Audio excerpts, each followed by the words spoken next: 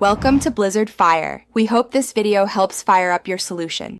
You start by opening Shopify admin and verifying you have theme editing access. This avoids permission delays. Once done, duplicate the live theme as a backup so you can revert quickly if something breaks. At the same time, collect the assets you'll swap in, optimized images, new copy, updated product CSVs, because having them ready speeds the flow and prevents mid-edit interruptions. You now modify layout and content. Open Customize to rearrange sections and update text visually because it shows immediate results.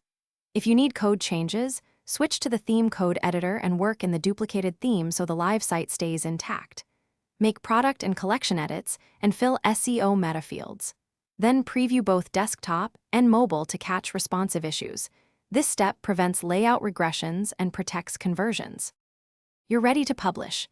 Deploy the duplicated theme as the live theme once tests pass, then clear caches and run a complete checkout to verify functionality. Next, check multiple browsers, confirm third-party apps still work, and validate analytics events so reporting remains accurate. If something fails, revert to your duplicated backup or restore the affected files. Keeping a short change log helps you trace what caused the problem and speeds troubleshooting.